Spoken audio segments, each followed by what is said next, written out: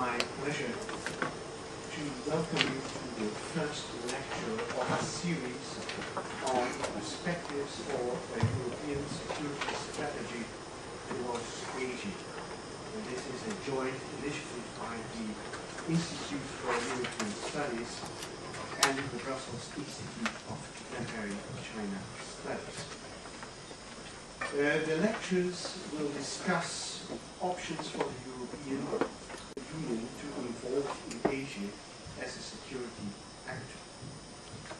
The geopolitical point of gravity is clearly shifting to the east, and Europe needs to come to grips with that evolution. In terms of security, a major challenge is to define our interests in this region. Given its distance and the growing assertiveness of powers like China, how much do we need to care about this region for our own stability and security? What then should be the objectives for a long-term strategy? How should we cope with regional players and other stakeholders, including the United States? What about the European Union as a normative power, and how much should we continue to insist on values like human rights and environment? What levers could we use, and how could we persuade member states of the need of a more coherent security policy towards Asia? In the coming weeks, a number of prominent experts, policymakers, and opinion leaders will address these questions. The aim of the discussions will be to make a profound assessment of the security situation, as well as to formulate policy recommendations that stimulate long-term strategic thinking. Today's session is aimed at defining the EU's security interests in Asia. And we are pleased to have found three prominent speakers ready to tackle this challenge, each from their specific angle of expertise and experience. And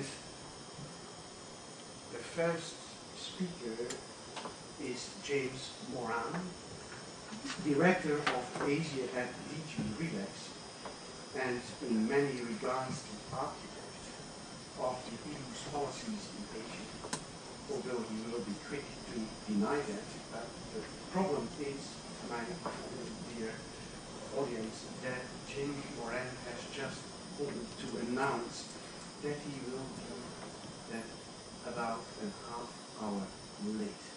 But he promised to be here soon. The second speaker that will have the honor to start first today is Guibourg Delamotte, Senior Researcher at the Asia Center of Sciences Po in Paris. And her field of specialization is Japan's foreign and domestic politics and Asian regional security. The third speaker, who will probably act as the second speaker today, is Frans Paul van Putten, on my extreme right, and he is a research fellow at Klingendahl Asian Studies and the Klingendahl Security and Conflict Program. His area of interest is the role of China in international security, in particular Chinese-Western security relations and the repercussions of China's emergence for Europe's position in international security. The purpose of today's session is to clarify how traditional and non-traditional challenges affect Europe's security interests. The speakers will each assess how strong the need is for the EU to remain involved in this region as a security actor, and what the nature of its strategies or strategy should be. Attention will also be paid to how member states can be encouraged to coordinate their policies at the European level. Each speaker is allotted 20 minutes at the maximum, and after the presentations there will be ample room for Q&A. So, Guibourg, Delamotte, can I ask you to take the floor?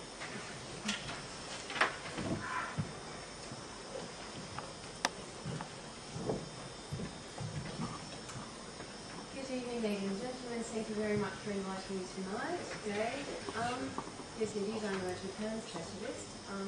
And so, well, thank you very much for putting so clearly the questions. Indeed, what are the EU security interests in Asia? Well, we know to what extent there are economic interests. So, to what extent is that matched by security interests? In this talk, what I'm going to argue is that the EU would have an interest in paying more attention in becoming a closer partner to Japan, which in terms of security would appear like in other respects as a natural partner. So how does the EU deal with Asia at the moment? We're not at all in an empty field there. The EU indeed is very much aware that Asia is a tremendously important area for itself and its interests in generally. Its emphasis in dealing with Asia has been, as it is with its security policy generally, taking a broad approach to security. Which means attempting to forward the international system, regional integration, the development of democracy, and climate change, cooperation in the field of climate change and the like. And so the European Union is active within frameworks that exist at the moment, which are ASEM and the ARF. It emphasizes the need for the EU to generally contribute to peace and security in the region. So in so doing, the EU has actually signed a number of strategic dialogues and launched a number of strategic dialogues with a number of partners in Asia who are considered of particular importance. So one such dialogue exists with India. Another one exists with China. From 2008, October 2008, one was launched with Australia. And in 2005 also, one was signed with Japan.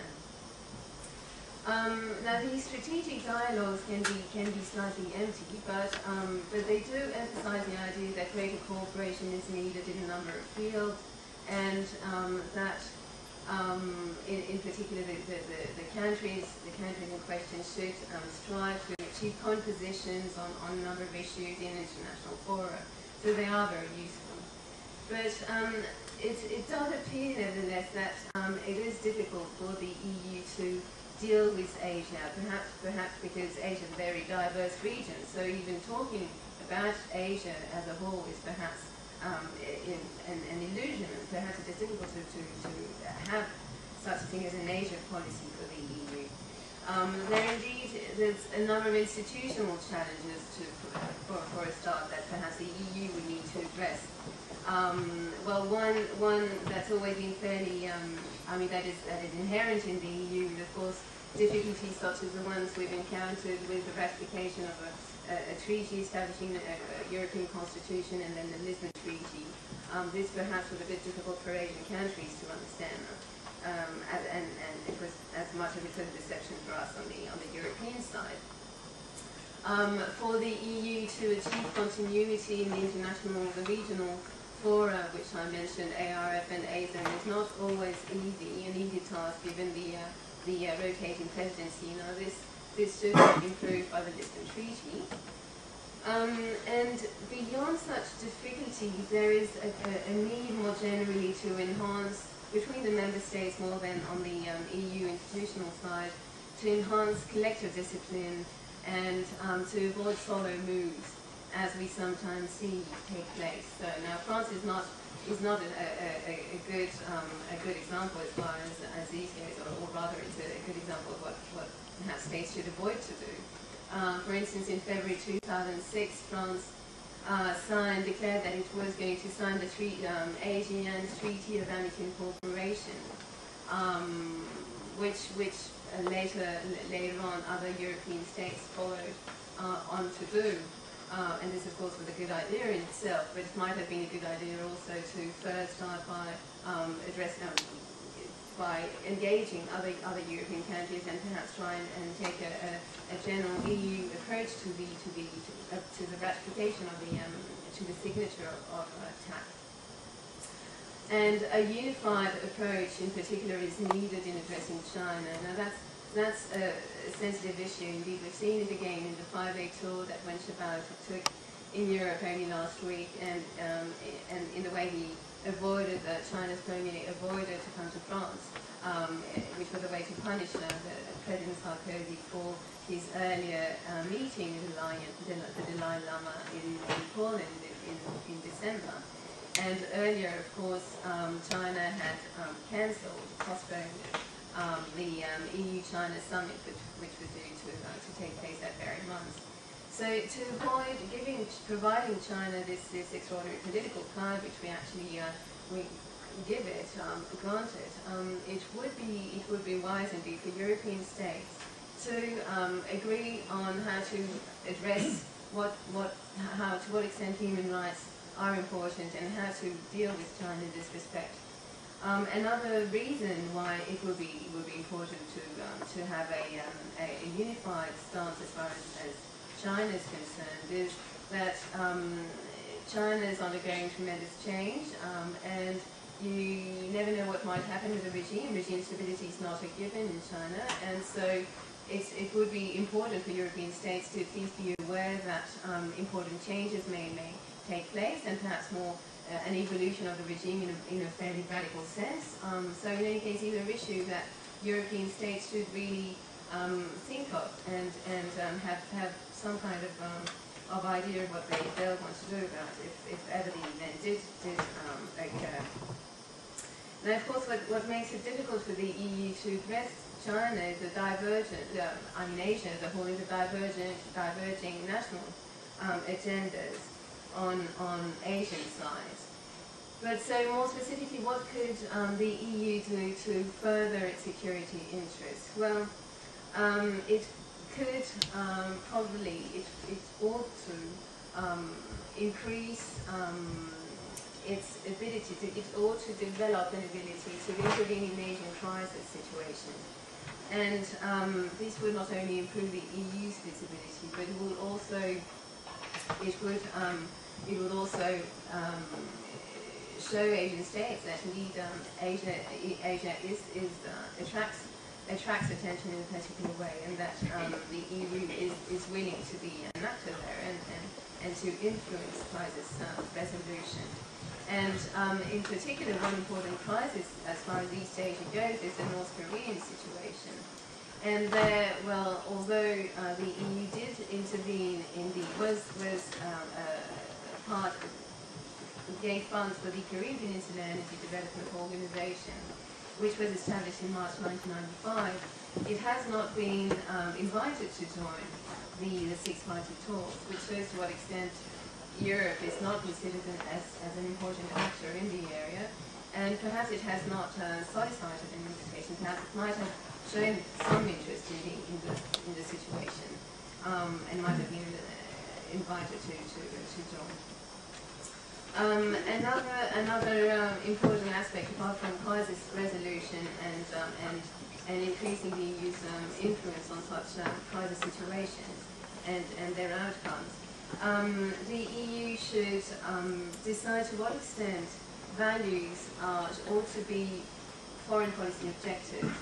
And I go back to China there because indeed this is an area where European states need to decide to what extent human rights are to be put forward, or to what extent they are to be left aside for pragmatic reasons and perhaps commercial reasons. But indeed, without a unified approach there, there's no likelihood that anything much can be achieved as far as human rights go. And lastly, what would be needed, as far as I can see, as far as I would advise, is closer cooperation with Japan. Now, why would we need to specifically cooperate with Japan? Well, Japan is the country, is Asia's first democracy. That's something that's always worth remembering, and also shares the same values as we do. So it really is, in spite of the fact that it may seem exotic at times, it really is the Asian countries with which we probably have most in common.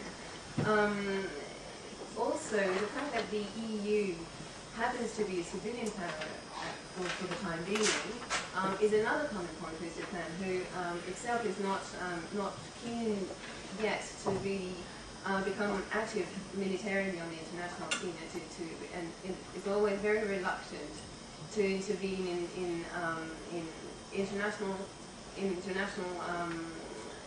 operations which involve the use of force, and always manages not to do so, actually, not to use force in whatever international operation it takes part in. So that's another common point, really.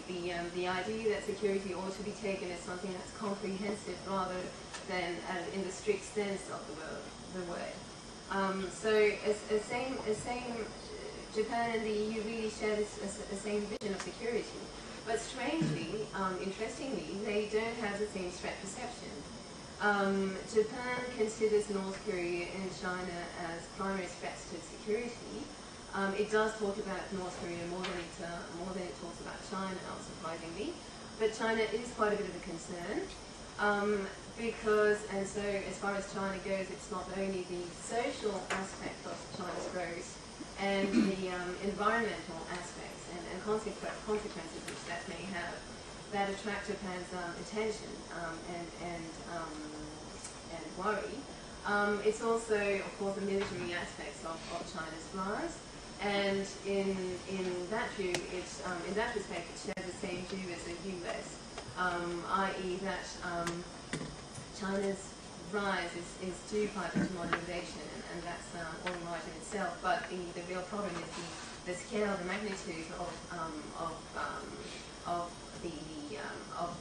China's defense budgets, and also the lack of transparency, and the fact that this has been going on for the past 20 years now. So altogether, a worry as to this military aspect as well. North Korea, Japan is worried about because of its missiles, and it worries that it might someday be able to actually arm missiles with nuclear warheads, and of course Japan would be within the reach of any North Korean missile. So the EU is not so much concerned about North Korean missiles as such, as it is about North Korea in terms of non-proliferation. And the EU does see a number of aspects which are of concern to Japan as well as far as China goes, but is not quite as sensitive as Japan or the US are to the military side of China's rise. So the EU is concerned with economics, it's concerned with the direct threat that China's rise might cause to certain of its industries, like textile, for instance. It's also concerned with this pollution in the environment and intellectual property rights. So these are issues of common concern between Japan and the EU. But the military side of things, the EU doesn't really engage in, it doesn't really share with Japan. Or at least the EU on these issues is divided. And this we have seen in particular on the issue of the lifting of the arms embargo, the arms sales to China embargo, where a number of European countries, France and Germany, were in favor of lifting the ban, which was established in 1989. And Japan, of course, was very worried at the idea that this embargo might be lifted, even though the French side explained that in practice a code of conduct would be added to the current regime, and therefore in practice it wouldn't make much difference. So it's interesting that although the EU and Japan share an idea of security, in that Japan and the US on one side and the EU and the US on the other side share the same threat perception. There is no common threat perception between the EU and Japan. And this is probably something the EU needs to work on. I think this is an area where it should strive to understand Japan's arguments and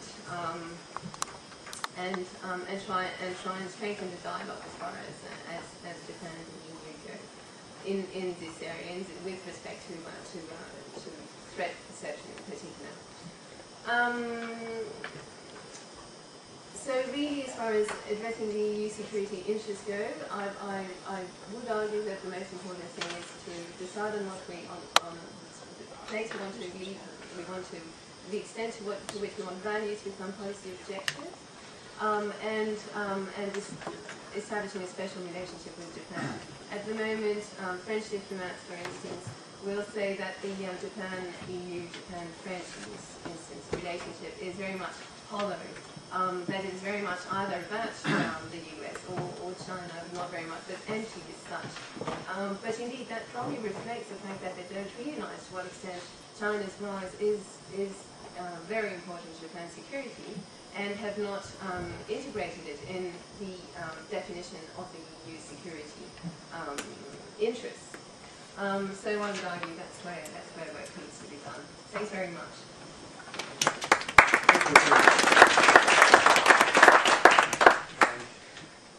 Meanwhile, things running along very fortunate lines. Moran has just arrived, and we are just in time to take the floor and to enlighten us on the policies towards Asia. Jim, you have the floor. You can have 20 minutes. That's the most important.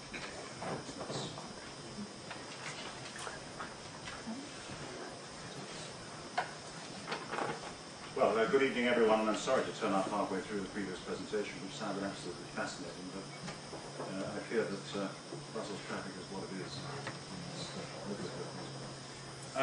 The theme, I know, is EU security interests in Asia. What I propose to do in the next 15-20 minutes is to talk a little bit more broadly and integrate some of those security themes into a rather wider presentation, because it's, I think, very difficult when one looks at this to see where sort of hard, soft security considerations end and others come into play, whether they be commercial, whether they be development-oriented, whether they be politically oriented. I think I'm going to try and ambitiously, because we're talking about Asia, aren't we? Not including Central Asia, I guess, today, which is everything between Afghanistan and East Asian islands. Ambitiously, I'll try to sort of fly at 35,000 feet over this theme and see if I can get away with it, and perhaps pose a few questions for you. I want first just to highlight a couple of trends that have been taking place in the last 10 years, which have characterized a newer environment in Asia. I think it's worth just recalling some of these. First is the rapidly growing economic interdependence within the region, and of course the fact of the rise of China has led to an explosion of regional initiatives right across East Asia, including also to some extent in South Asia. And we see this in ASEAN with the new charter. We see it at the East Asia Summit, which is also led to some extent to security considerations. We see it in the expansion of the ASEAN Regional Forum, and we see it in the removal of East Asian free trade agreements. That is sometimes battling away at nomenclature. We see also in the last 10 years a resurgent India, with its economy more than doubling in size since 2000. And its emergence as a major economic and, I dare say, increasingly political force in its region in particular, and the world at large. And we've seen, of course, the emergence of new hard security threats, particularly the rise of militancy in a number of Muslim countries, and the refocusing of military efforts on fighting insurgencies and or terrorism. And of course we've seen the issue of non-proliferation come very much to the fore in the shape of the DPRK nuclear issue and the Pakistan complex. We've seen a growing awareness of governments, I think, in society at large, of both hard and soft threats. And here I mean not only what I've just been talking about, but also areas of human security, environmental issues, climate change, and the rest of it. A number of examples of that, Indonesia in particular, which will often these days make the direct connection, and you hear this from the Indonesian military as well, between the hard and the soft, and there's a greater awareness of those of the broader security complex from that quarter, China as well to some extent. The other point I want to make is the fast-growing interest of major global players who perhaps were not really there prior to the turn of the century in many ways in the region. The US was always there, Russia wasn't, it is now, and of course the European Union wasn't really there, must be said, until relatively recently, but we are now. And of course, underlying all of this is this theme I started with, which is interdependence. So let's see if we can try to tease out how Europe has tried to respond to some of these trends. I think it's fair to say that the political engagement with the region has developed enormously, both at the European Union level and at the member states. It could be a lot more, but it has actually taken off quite a bit. Asia includes 3 of our 6 strategic partners according to the European Security Strategy: China, India, and Japan. And of course we have annual summits with them. We also have relations at summit level since November 2007 with ASEAN. We have security or strategic dialogues since 2005 with China, with India, with Japan, and with the United States on Asian affairs, East Asian affairs. That is new. ASEAN, which has become a little bit involved on the margins of some of these issues, very much on the margins. It tends not to be involved too much in the security domain, but it has become a bit of a factor. I just got back from Prague, where now we have India and Pakistan at the table in ASEAN. It makes it rather interesting. We also have some very interesting applications coming in for ASEAN as well, but we'll talk about that another time. The European Union has become an observer in SAARC, in the South Asian Association for Regional Cooperation, and of course we aspire to be an observer in the East Asia Summit, and we have said that we will accede to the treaty on and to cooperation, which of course is a precondition for that.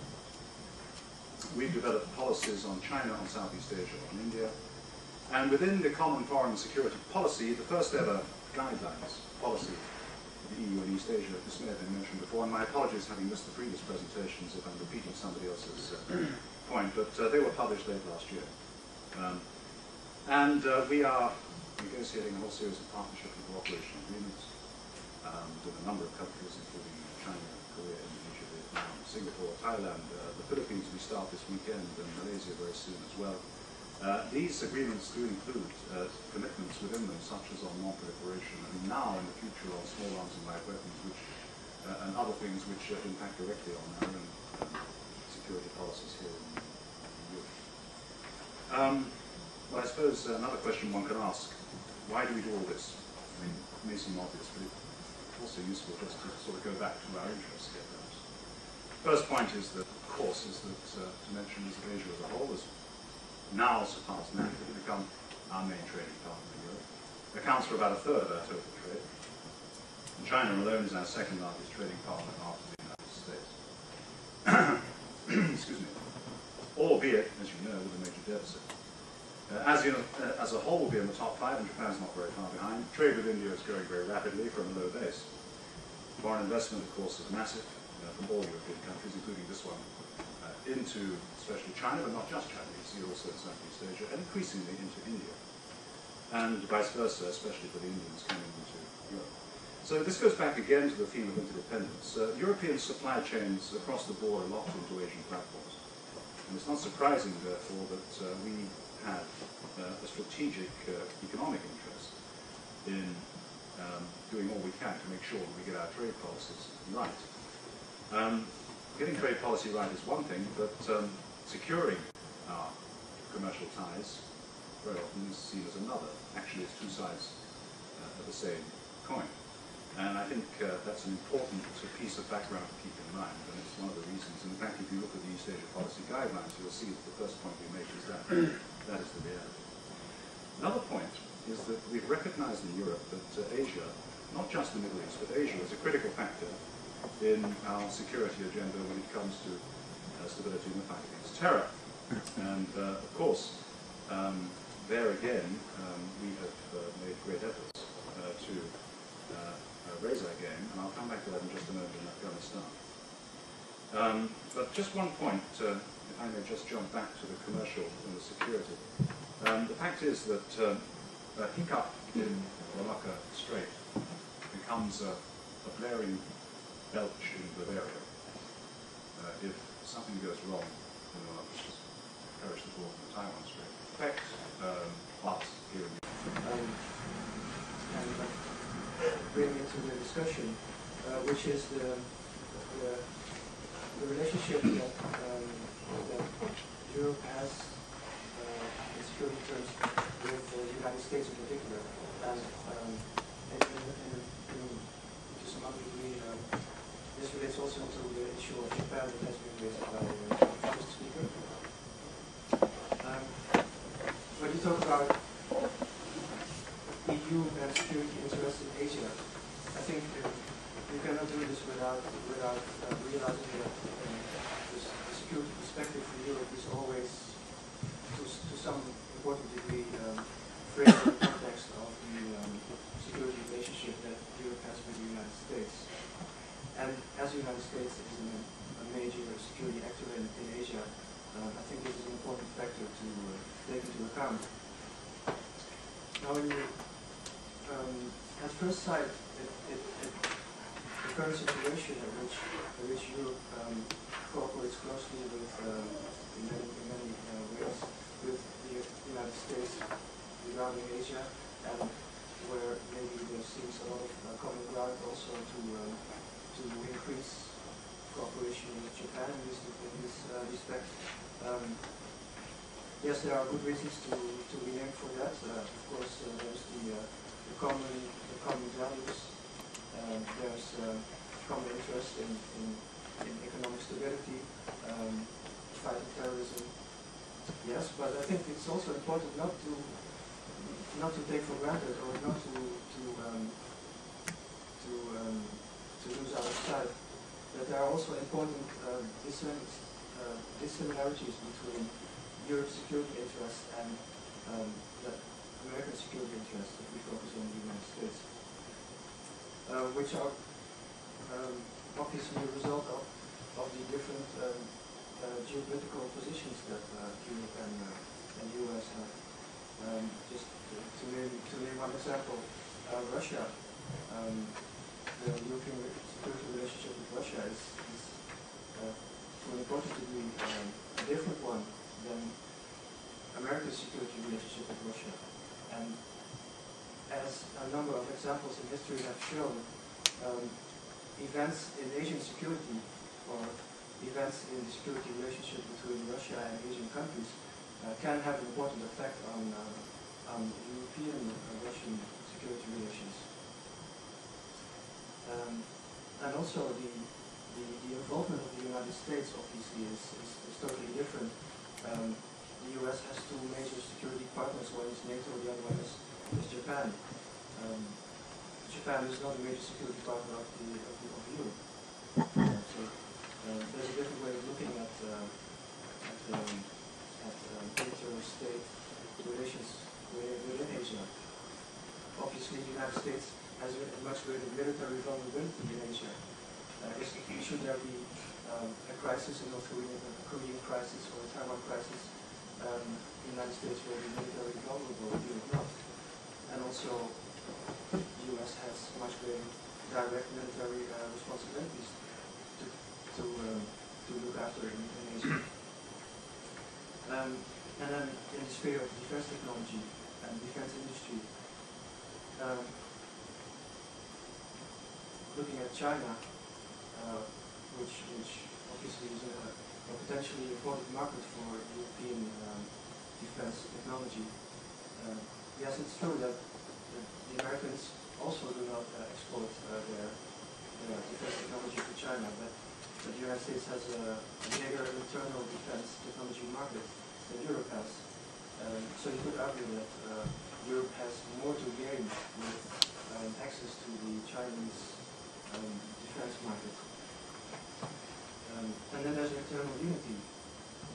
Obviously, the US is a unified country and the EU is not. And I think that internal unity is also one of the interests that are at stake for Europe when you look at Asian security. I think it's different European countries have different interests. If you look closely, obviously there will be different interests between various groups of European countries. So any development or crisis in Asian security will affect European countries in other ways than others. So this is just a basic set of dissimilarities regarding the interest profile of Europe in relation to the United States. Now,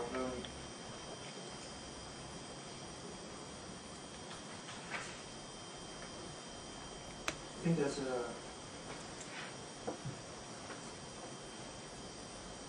I think I'd like to summarize this with a question that I'd like to pose here, which is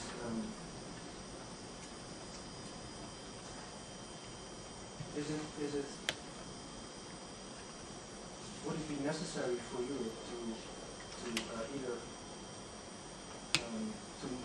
to move away from? Is it better for Europe to move away from the United States, or is it not necessary in terms of its security policy towards Asia? In other words, are the things that are at stake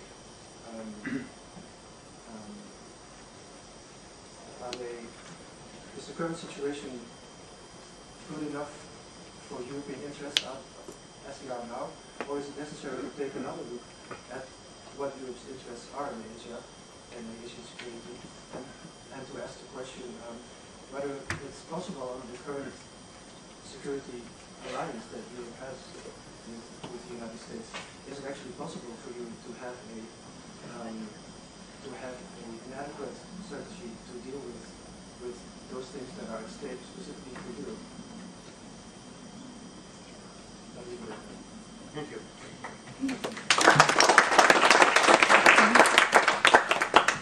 What I propose to do now is to first give the members of the panel the opportunity to give an answer to the question posed by the discussant, and that we then give the floor to the audience. Who wants to take up to?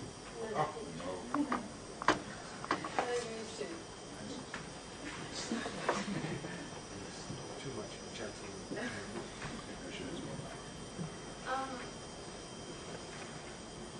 Well, I think indeed my argument earlier was that there would be some sense in the EU and Japan for them to further their dialogue and for the EU to attempt to understand better perhaps what Japan's strategic preoccupations might be, if not always to agree with them, as you mentioned. And indeed, well, I think the EU has one problem indeed, as you mentioned, which is that it's only just starting to really develop a foreign and security policy that's acquiring some kind of autonomy from its member states. So it still is essentially something that it still essentially belongs to the member states. So indeed you do find groups of interest that differ, and so that's one challenge to overcome. And as far as interests with the US go, well, indeed there may not be. I mean, one reason why indeed that you were mentioning, Mr. Moran, that East Asian states do hope that the EU will be able to act as a balancer between the US and possibly China or other countries, is precisely that They don't necessarily, the EU doesn't really have the same vision, or not necessarily, as of security and of its interests and of world security in more generally than the US does. So yeah, I mean, indeed that's the issue, I suppose. Yes. Yeah, the relationship that we have with the United States on Asian security is a fascinating study. I'm glad you posed that question, because it does boil down a number of things. Of course, we had the searing experience of the China arms embargo debate a few years ago, and this was most interesting in many ways. It was also very painful for those involved. But it was very interesting in bringing out some of the contradictions that you have to deal with now in this complex. What happened there, of course, is that some European member states got out ahead of others in terms of opposing the lift of that embargo. We ran into a brick wall in Washington in dealing with the issue. And we, in fact, had a very, very difficult time, both with the Americans and with our Chinese partners, because expectations had been raised by former European leaders that something would actually happen on the embargo. In the end, of course, nothing did, and it's still in place. And the 20th anniversary of the embargo will soon be upon us, just after the 20th anniversary of the events of 1989, this year. And it's not about to change, not in the near future, not as far as I can see, because it led to a whole series of considerations and reflections on both sides of the Atlantic, but especially here in Europe, about how we view issues like that. I think actually we're in a much better position today as European Union to deal with the issue. It forced us to have a much more effective approach, and I think that should the issue come back into the forefront, the understanding that we would have, both with the Chinese partners and indeed with the Americans, is that much better. I mentioned earlier strategic dialogues had begun in 2005 with Japan, with the United States, with China herself. And I also mentioned something which I would refer you to if you haven't looked at it, and that is the East Asia Policy Guidelines, which were issued at the end of 2007 in public. They were actually agreed for some time before. All of this work on the regional security architecture and the rest of it came out of, essentially, the arms embargo debate. It was a debate that focused minds in a way that nothing else would. And I think it has many, many, many lessons for us to learn when it comes to dealing with the triangle, the strategic triangle, so-called, with Asia, Europe, America, not just China. And I think this should be kept in mind. Another point about your question about our dependence with our very close security arrangement with America. Shouldn't forget that, in fact, that alliance, and here I'm speaking more about NATO, is now in Asia. And actually, the future of the alliance, to an extent, is bound up with what happens in Asia. I'm talking about Afghanistan, which I think is also quite interesting when you look at it in the bigger picture. So yes, it's a crucial question as to how we deal with that going forward. I think that our colleague here has said, or hinted as well, and I would agree with that, that on the whole, we ought to be able to find a way through on this, provided that we pay good attention to each other's sensitivities and we keep the dialogue at a good level. But there are bound to be times when we differ. I hope that we don't have another arms embargo imbroglio, but there will probably be times when we will differ in our assessments. And we need to think carefully about how we can best handle it, because if it goes wrong, it can be extremely damaging. Thank you. Now, I want to give the floor to the audience, and we have the first question coming. Sorry. My name is Emma Kalebi, and I'm doing an internship here in the Schools in Turkish Business and Industrialists Association. First, I have two questions. First of all, what are the European countries planning to do about proliferation of nuclear research, especially in North Korea? I know that you're not, none of you is really a specialist in Turkey, but how would you assess the strategic, security strategy between Turkey and Europe? How would you what are your ideas about Turkey and European Union's security strategy about Turkey?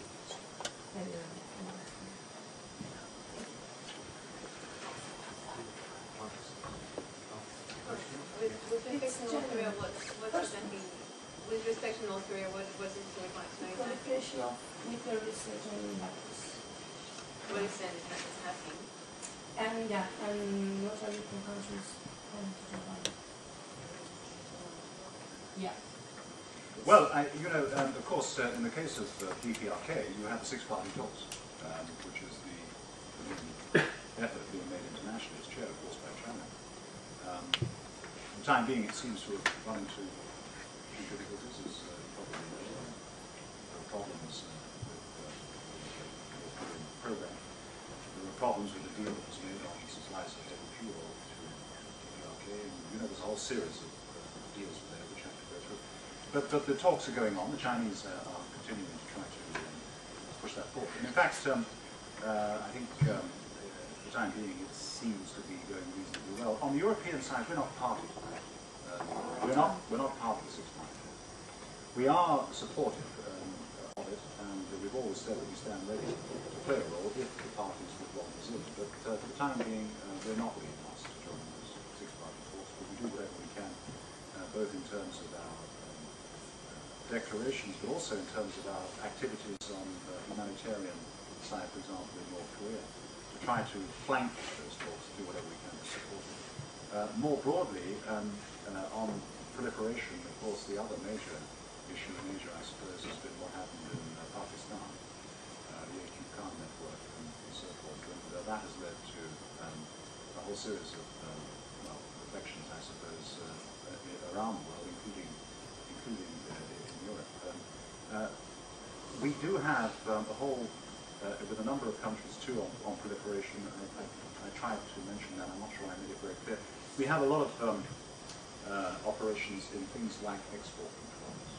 We had the ties over just recently, for example, here in Europe, looking at the export controls in Frankfurt and in London airports as to how best to best practice in terms of spotting bits and pieces, terms into nasty things blow up. So there's quite a lot of activity of that kind of going on. On Turkey, well, is this a very difficult question? I'm afraid that west of Afghanistan, I'm not very knowledgeable. I would say that a lot of Asian countries are very supportive of Turkish membership of the European Union. And we hear a lot about, especially in South Asia, particularly, of course, in Muslim countries. And I suppose when you talk about the broad strategy, one argument that's often made, of course, for that, for the closest possible relationship between Turkey and the European Union, is that it would give, of course, great deal more credibility. People argue, I think they're probably right, in terms of dealing with countries in Asia, such as Afghanistan, Pakistan, and so on. It would certainly make our jobs in view of Asia a lot easier, put it that way. Turkey is closer still to Europe. But more than that, I don't think I should say, because I'm sort of out of my head. Well, I'm more competent to talk about North Korea as well, actually. North Korea, I mean, yes, the six-party talk that started in 2003, and they haven't been the success one we expected, but still there is some hope that they might become a sort of a new forum to discuss security matters. Well, this would particularly be the case if ever they did manage to solve the North Korea situation, which is not very likely actually, because North Korea has so much to gain from the current situation, and is gaining such great political attention, and so there's no the incentive that you have to create for North Korea to be actually willing to give up on the program is really huge, which is why it's been so difficult to get the talk actually going, and so North Korea seizes any opportunity it can to stop it and reverse it. But proliferation as such is part of the I don't know what I mentioned that earlier, but of the strategic dialogues as well. I mean, the one side is Australia, also in something. I think the proliferation is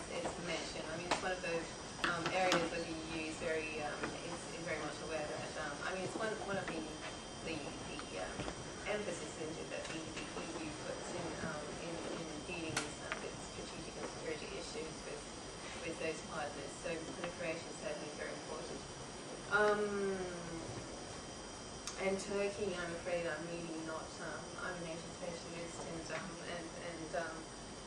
and what was it you wanted to know exactly about Turkey? The security strategy development, I don't know, agreements between European Yes, no, I'm really not aware. One thing on proliferation, if I could just add, which I said before, is that in our partnership negotiations, we negotiate with Asian partners about 7 or 8 of these negotiations going on now. And to give you an idea of how proliferation is viewed on the European side, we put that at the very highest level of importance together with things like human rights in our negotiations. Some Asian partners, all of them are concerned about non-proliferation. Some will question that as to why proliferation should be put at the very, very top tier. There are other concerns, and you have to respect that. But for us in Europe, it is a leitmotif really, of our approach globally, and we do it in Asia as well. Okay, thanks. Next question. Yeah. One. Thank you. One from Transmission, also scholar investigator from Moran University. First question to Monsieur Moran. You mentioned many about East Asia and Asia and South Asia, but never mentioned Central Asia. I think European Union recently has very interested in Central Asia. And then we think about Central Asia, the security interests. Talk about the SEO and Shanghai Cooperation Organizations. Talk about the Shanghai spirit on the new security concept. For example, mutual security, cooperative security, multilateral security, and many security. We have many similarities between European new security concept and the SEO security concept. What do you think? We share more similarities on studying these, or what's your future in the security interest in the Central Asia? The first question to the second question to Madame Delamotte. Sorry, pronunciation is not so bad. About you mentioned you share more similarities in values with Japan than with China because of that Japan is a democratic country, democratic ecosystem. I don't know what the values is. I mean, social values, political ideology. According to the social values, I don't think you show more similarities with Japan's social values. Actually, as China, European Union, we are more diverse society. China has 56 African nations. Japan basically one nation state. Or other historical and more other reasons, we show more similarity actually. I'm sure. For the political system, I think in China we import Marxism from Europe. Even we also learn something from through Japan about the European concept of the republican or other concepts. Even talk about democracy, I think we are talking about the political system or essence of the democracy. For example, in the Communist Party, the constitution, we said that democratic centralism. It's just the differences is just an extent. Maybe for European Union, more democracy, less centralism. But the Communist Party will focus more centralism. Maybe in your eyes, less democracy. But it's just the extent, the differences. Actually, I don't think we should. If we go beyond the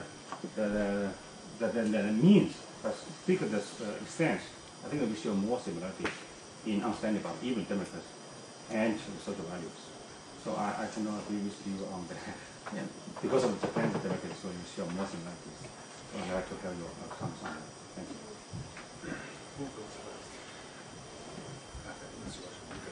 Well, it's a very interesting argument. Thanks very much. I mean, obviously your viewpoint being scientifically different. I think that the Japanese actually tend to. I mean, there are specificities to the way Japanese politics functions, but certainly they do more or less function the same way as European states do. So politically, it's certainly there's certainly the same kind of framework organization that's in place in Japan and EU countries. Socially, there are specificities in any country. Really, I mean, I wouldn't argue that Japan has the same social. I mean, if you're talking about the family values and that kind of thing. I mean, that's been overrated, actually, I think, as far as Japan goes. I think that's been partly created. I don't think there were such big differences as people have argued. I think that's been partly constructed, actually, over the years. And as far as more general social values go, there's an understanding now in Japan that, for instance, women should be able to have the same kind of careers as men. So socially also you would have the same kind of expectations. Now, of course, as far as education goes, I mean, education functions the same way as well. I mean, it's just the same principles, same ideas.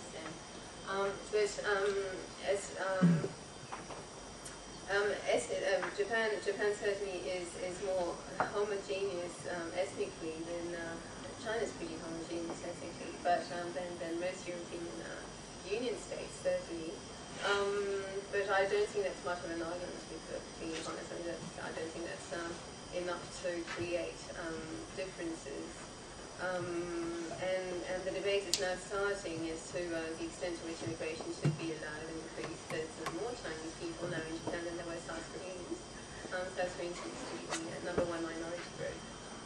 Chinese are another one group. But of course, as a whole, the Japanese population only has something like 1% immigrants. So obviously that's really tiny. But when you compare it to a state like France, which has 6%, plus a great rate of naturalization, which Japan does not have.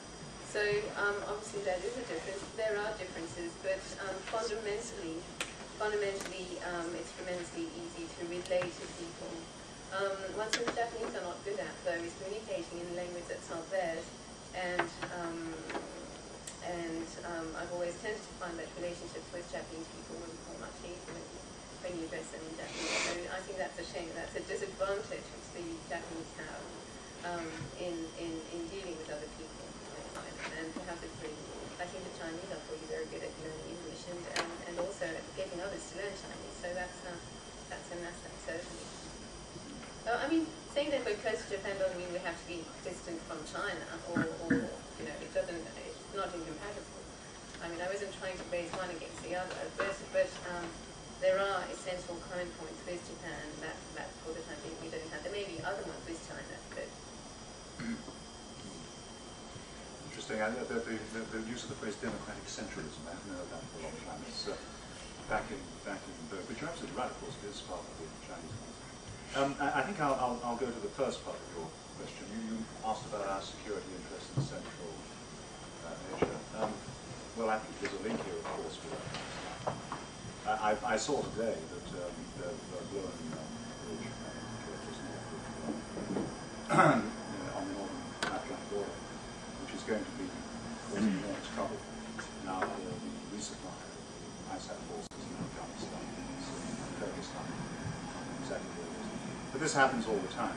But it shows you that if we are to prevail in Afghanistan, or above all the Afghans, in terms of returning the country to stability, we must pay attention to the regional dimension. And that inevitably involves immediately the Central Asian countries, particularly Kyrgyzstan, Turkmenistan, and so on. And in fact, that aspect, the regional cooperation aspect as relating to Afghanistan, is something which has come into sharp focus just recently. We had a big meeting at Bernard-Kouchner, the French Foreign Minister, called Delamotte on this. There's going to be a very big conference, we hope, and as long as that, of course, security conditions there allowing, very shortly to look at some of those issues, both in security and development. But the mantra, is there's no security without development, and no development without security. And it applies above all in Afghanistan and more widely in Central Asia. Shanghai Cooperation Organization is very interesting, doing lots of interesting things, and we follow doing this. But the objectives of the SCO are always quite the same as ours. We know this because there are some SCO members who have preoccupations which are not the same as they are for Europeans or others, and particularly when it comes to secessionism. And the treatment of secessionists, or so-called secessionists, and of course there are some little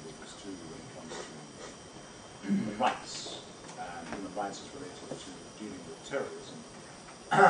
That being said, what has been going on in the SCO, it clearly is of significance and of importance, especially in the security field, which is sort of strange because the thing was originally set up as we understood it to be first and foremost economic cooperation. Actually, what seems to be running ahead in the SCO is the security cooperation. This is quite an interesting development, and one, of course, which has a lot of consequences not only to the countries of Central Asia, but also to China and Russia.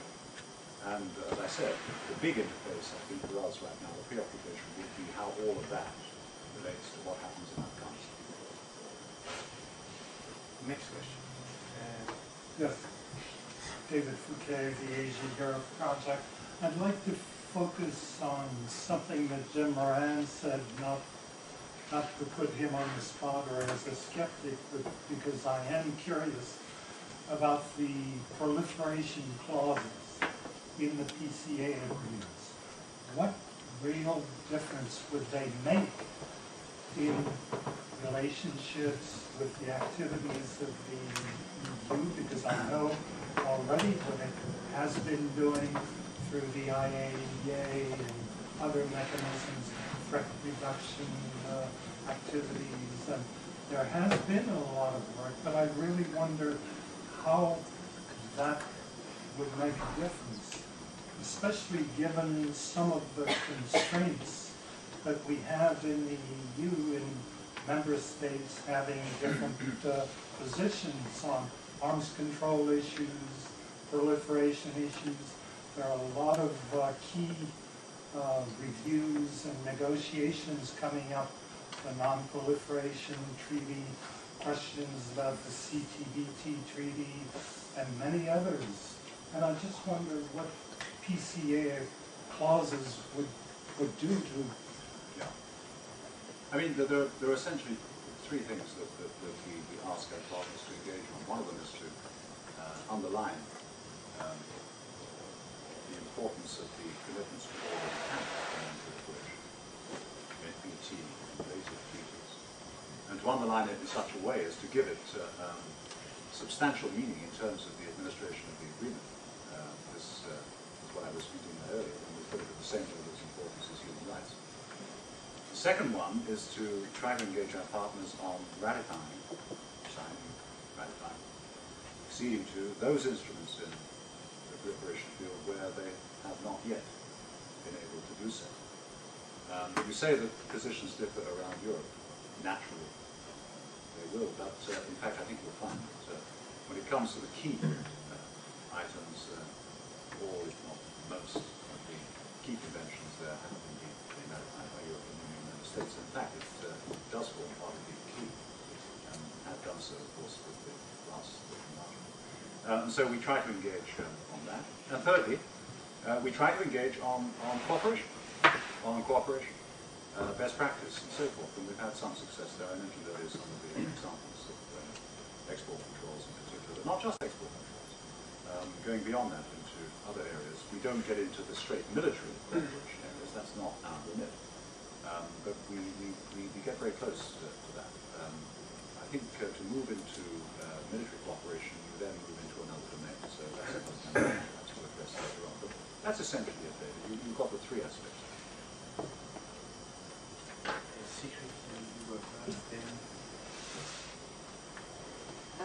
My name is Sigrid Winkler. I'm from the Institute for European Studies here, and I have a question for James Moran.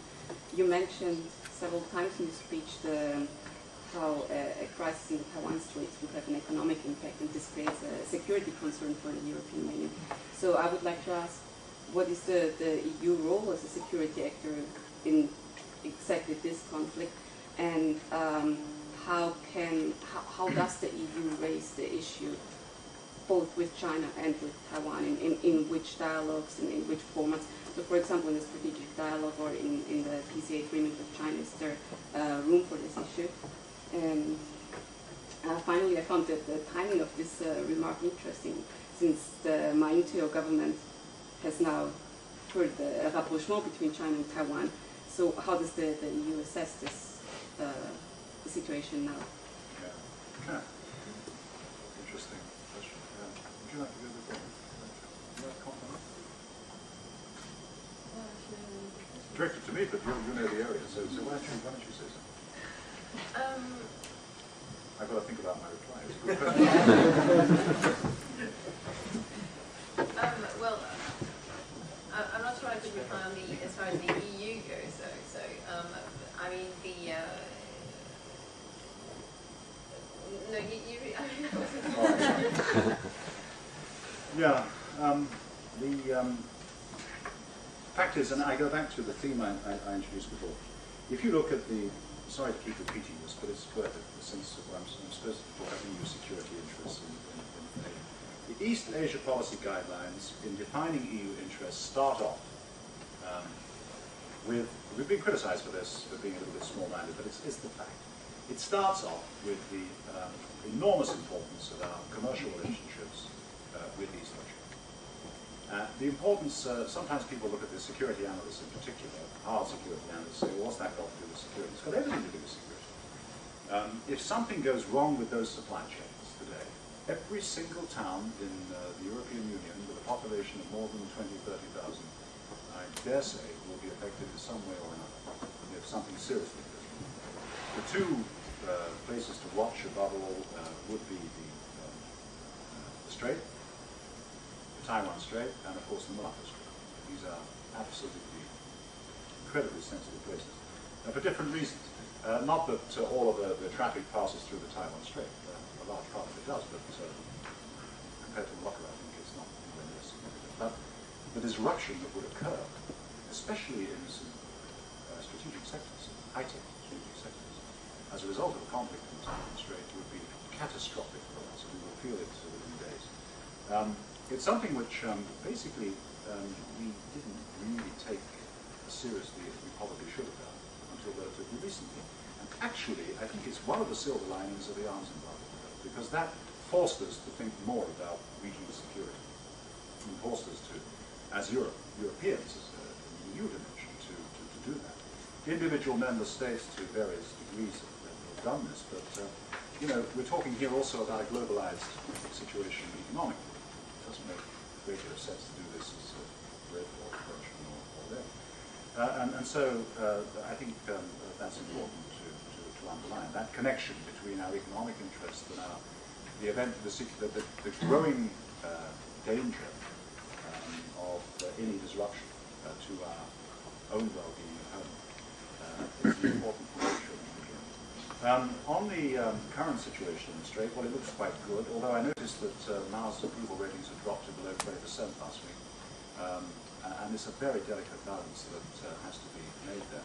It's interesting to watch the Chinese on this, who are getting a bit more sophisticated these days about the assessments of the internal situation in Taiwan. Ma can only go so far, of course, in terms of rapprochement before he falls over the cliff in terms of the Taiwan identity debate and the rest of it. I'm sure you know. I think you must know something of the territory in the region. And there's a very delicate balance to play. I think in the international community, and certainly in Europe, we're very much aware of that. The Americans, of course, have the Taiwan Relations Act and are the key actor externally to this dispute. But we, if you look, it's mainly declaratory, that's true. We have been increasingly active in various ways in supporting the positive developments that are taking place in the Strait. And in fact, we haven't hesitated to criticize when we needed to, as with in 2005 with the anti-secession law, you recall, where we were extremely critical of that. We also, well, on the other side, we've been very congratulatory for the last 6-9 months anyway on the mainland's approach to the issue. So we do what we can there. With Taiwan, of course, we have no diplomatic relations. We have a one-China policy.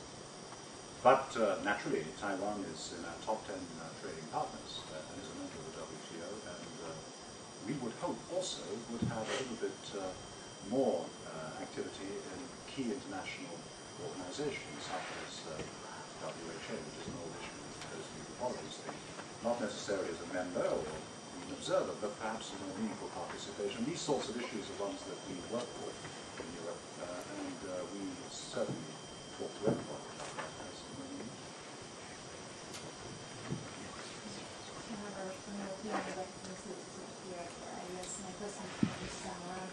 Very interesting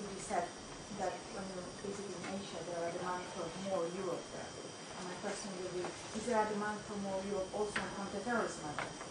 And if so, that means that that Asian partners are interested only on diplomatic dialogues and political dialogues to extension the matter, or they're also interested in specific cooperation, like counter-terrorist technical assistance.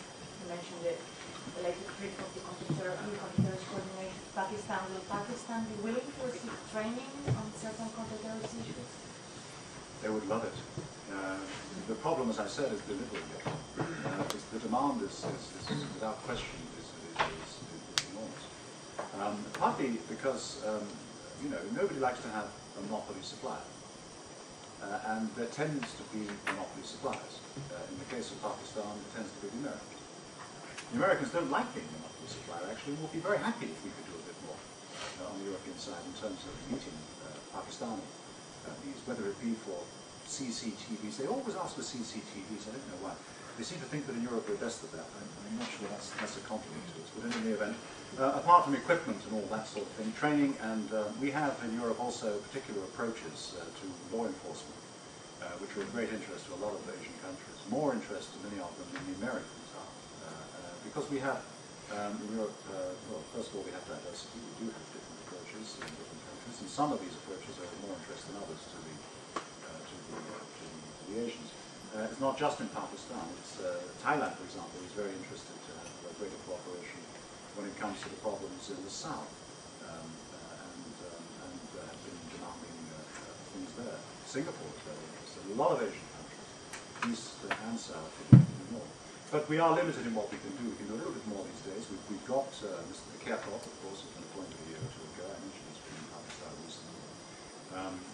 And there are various instruments, above all the stability instrument, which comes into play, and is being widely used in this domain now in Asia. But frankly, at the end of the day, it's an area where we are deficient in supply. Yes, there are dialogues, but we need to do more. My name is Anna here. I'm a graduate from King's College London, also a business administration. And first of all, I wanted to ask how much the lack of a common foreign security policy in many areas is actually affecting the policy towards Asia. Is there a very common denominator towards Asia, or is that always a problem between different member states? And the other question is concerning the SCO, as you mentioned, of Russia. How do you ensure that Russia does not feel affronted by all these initiatives towards Asia? How do you take that into account? Also the strained relations between the UK and Russia, for example. How do you take those things into account? Our policy.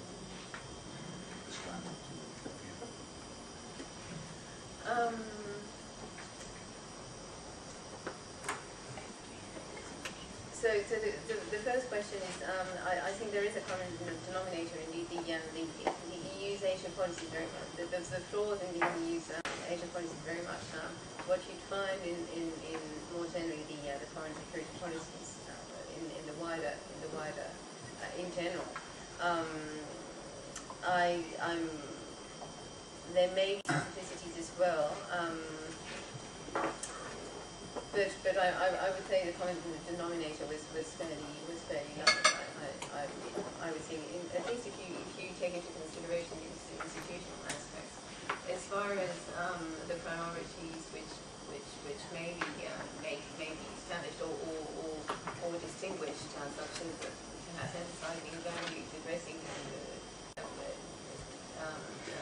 establishing a common line in addressing China, or these kind of thoughts that are more specifically applied to China, to Asia. I mean, are not directly find other issues for other areas. But that's for the first question, and I'm not. I don't think we're about the second one. Yeah, I think that's a good point. The first one. I mean, the CFSP is what it is, and some say it's not much, some say it's more than that. But there are general difficulties with the CFSP, which apply to Asia just as anywhere else in the world. I mentioned that the Lisbon Treaty might be able to take us forward a bit further. I'm sure it will, if and when it is finally ratified. That being said, the arms embargo was the prime example of severe splits, differences within the European Union a few years ago. I'm aware of that. As I said, I think there have been a lot of lessons learned from that since then. dealing not only with China but with Asian security issues more generally. And you haven't seen anywhere near a repetition of that since 2004, 2005. Sometimes you have to get things entirely wrong to start to get them right. I look on this, I look on the upside. I think we learn lessons, we really do. As Europeans, not as individual member states, but as Europeans, we learn lessons from that debate. And I think it helps us to be a little bit more coherent. And at the end of the day, if there's one place where we really ought to have an effective CFSP, surely it's Asia. I mean, you know, 1.3 billion Chinese, 1.2 billion Indians, 260 million Indonesians, 170 million These are enormous countries with huge potential. Dealing with them as individual European countries, average population of the European Union is 20. Biggest is 80, smallest is a few thousand. Doesn't make a whole lot of sense to me. I'm sorry, and now I'm being intuitive, but it doesn't make a whole lot of sense that you do it that way. Of course there are differences, and of course there's competition, commercially in particular. That's going to continue to a kingdom come. I'm sure it will go on. It's normally natural. It seems to me that really now the challenge is how can you make the Lisbon Treaty when we get it? How can you make it really more effective in practice going forward? Russia. Yeah, Russia's a problem, isn't it? Yes, I mean, in many ways, I know. But it's an incredibly complex relationship. And it is true. Russia is much more interested these days to talk to us at EU level, and of course, at the same time, the rest of the member states on Asian issues. They do that. 2 points there. One is that I don't see any differences, significant differences at all, within Europe as to how we relate to Russia on Asia. I really don't see any significant differences, and I'd be interested if anybody spotted me, but I don't see it. Secondly, there is a certain aspiration of Russia to be looked at as a player in Asia. And I think there is a certain aspiration of Russia to work with us on that. But it's very difficult because Russia is both Europe and Asia at one. We're about to enter into a very interesting debate about that in another context, and I'll come back to that on another occasion. But it is true. Your question is a good one. It is a new trend that Russia is extremely interested to talk about Asian issues with us. There are lots and lots of reasons.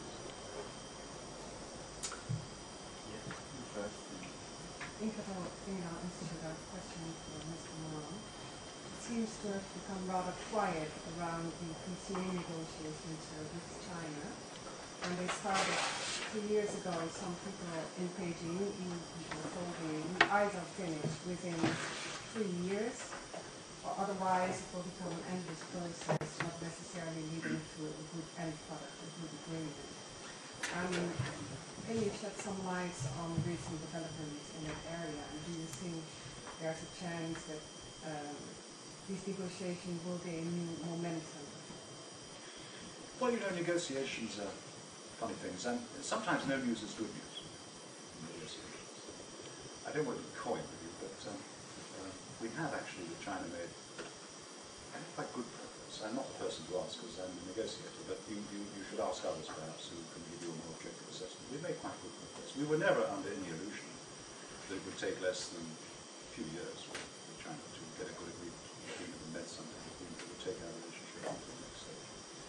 But we have already managed to agree a good body of the PCA, especially in the political cooperation field. The trade field is proving to be a little bit more difficult, and this perhaps is not surprising given China's well-known propensity to do WTO and not much else, because the idea was that on both sides that we would try somehow to find areas where we could move beyond our current WTO commitments and get even more bang for one euro than we do out of the current continental system. But that is proving to be a challenge. That's very common. But on the other side, I think we've done quite well. And politically, I think both sides have a good picture as to how a final agreement might look. And in a negotiation, that's always terribly important. If you can share the appreciation of the picture without necessarily worrying too much about how you paint it. Then you can see an end. Whether we make it within 3 years, it's possible. This would be basically taking us into towards the end of 2010. We're 18 months in at the moment, about halfway. I think we're about where we expected to be. Yes. My name is Natalie Martinez-Lafont. I came from the European Commission. I don't really know if I have the right to make questions because I arrived too late. But precisely because I arrived too late, I was all day in a seminar with Professor Simon Duke on external relations and CFS. And he made a brilliant explanation of our security topics, but it was very, very provocative. He said that we, European Union, European Commission, we are doing wonderful things in the field. We spend a lot of money. We work hard every day. We negotiate hard. We put our energies to do good things.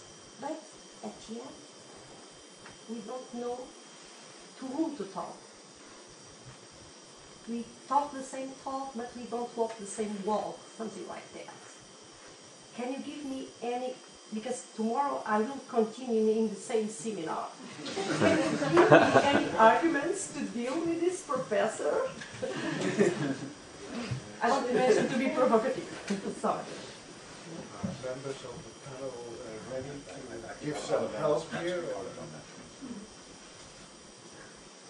So you mean his idea is that a great deal of effort is put to little effect? Is that his? Yes, we work a lot. We have a huge number of instruments. We spend a lot of money, but we don't have a charismatic personality to talk.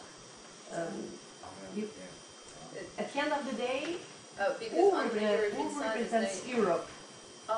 I representative Solana. It's President Barroso. Well, if we have in this moment a charismatic personality, our work will gain more visibility. Well, hopefully the Lisbon Treaty aims at this with the president elected for 2.5 years and a high representative that will gather more hats than it has now. And I mean, hopefully there's some improvement should take place there.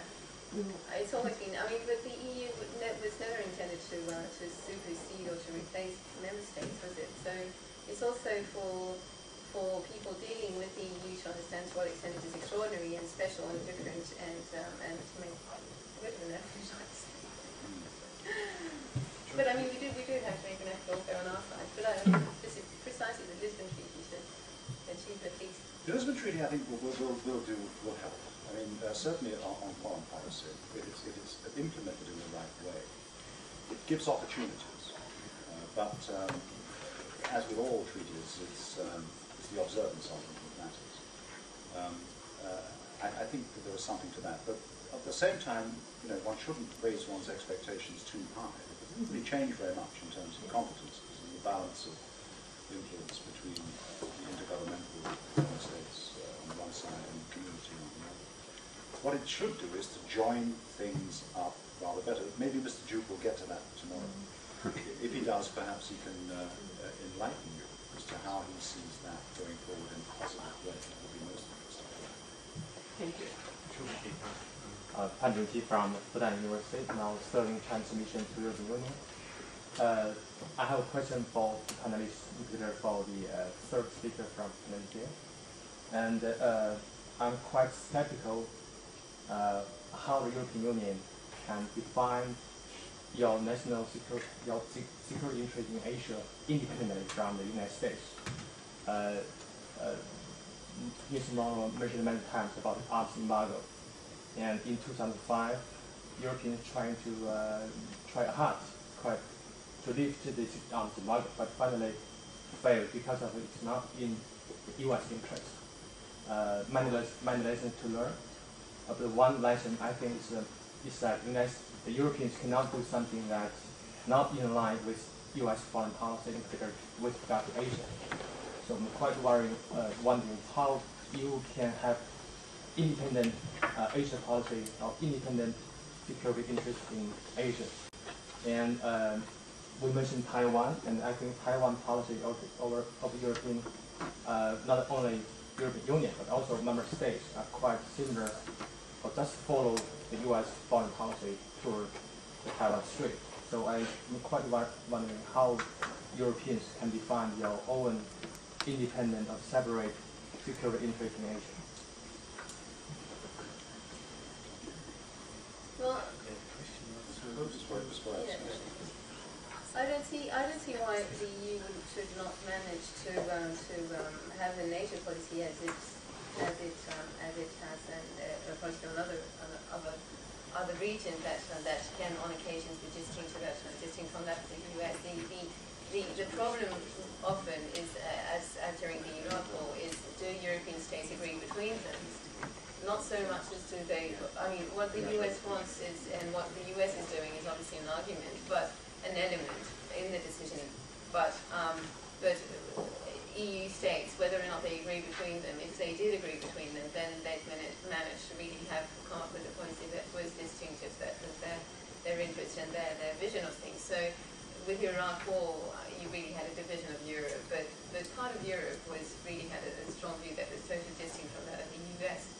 And there's no reason why it should not be like that on other issues. I mean, it could be the case in Afghanistan, and particularly, I mean, even though the assessment of a situation might be the same, the way of dealing with it and the solutions suggested or offered by the EU may not be the same. So with the arms embargo, it was really pretty much the same situation where Europe was in fact divided. So you had France and Germany really being very keen on lifting the arms embargo, and other countries being reluctant. And I'm not sure the other countries were reluctant because they wanted to do like the US did. Or, I mean, the US pressure or example argument is very much one that's used with with Japan's security and foreign policy in general. And very often you find that this argument is not quite as relevant as people think.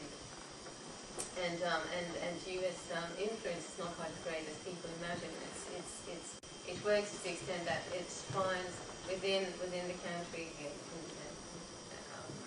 some kind of some actors who take the view that the US takes, and therefore that's how internally it manages to enter the policy field and to become the national policy possibly eventually. So I wouldn't be as skeptical in the question.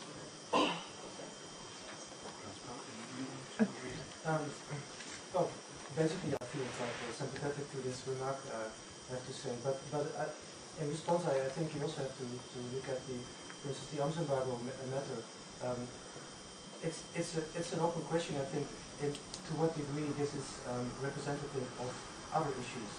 It could also be that the arms embargo issue in 2005 and 2004 was specific for this issue and for this period in time. So I would also be interested to know what the European Union would do next time when the issue arises again. But when it comes to the Taiwan Strait relations, yeah, I think the close relationship with the United States, I would say, stands in the way of a more involved attitude from Europe when it comes to contributing to stabilizing the cross-strait relations. Yeah, it's interesting that you make that remark, and I think you said Europeans tried hard. I think the first speaker actually responded to that in what you said, because it was some Europeans tried hard. We did not get our ducks in a row in 2004, 2005. You had, in fact, it's an interesting story from the parochial European point of view, because you had, until a few years ago, you had a very clear motor for the European Union, which was essentially France and Germany. And it was those two countries, in fact, that got out ahead of the rest a few years ago.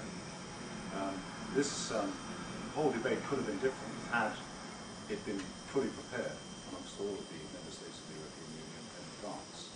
Then you might have seen possibly a different outcome. I don't say it would have been different, but it could have been different had there been all Europeans involved with this, but they weren't. And surprisingly, actually, some Europeans you might expect to sort of default across the Atlantic did not. They were actually in favour. But nevertheless, the position was not well prepared. It led to raised expectations of China. That I'm well aware of. I was travelling frequently to America and to China almost every month during that period. And many Chinese friends were quite confused by this. And I don't blame them. And it sounds like that confusion probably still continues. And I think one of the lessons, many of them from this, is that we have to be clear with our partners. If we say we're going to do something, we should be able to deliver on it. I mean, if we can't do that, then frankly speaking, it's not serious. And in that sense, I think China's got the right to criticize this whole effort. Independent from the Americans, look, I mean, seen from our point of view, I think it is possible that, and there are instances where we have been independent from the Americans, where we need to be. But if we don't need to be independent from the Americans, my question would be, well then, why be independent? There are even some issues that China doesn't need to be independent from the Americans. Independence for independence's sake is not really the issue. I think one's got to look at the objective conditions that I think we have to stop here because speakers catch trains. I want to warmly thank the speakers for their enlightening contributions. So, thank you very much for coming, and we hope to see you again on other occasions.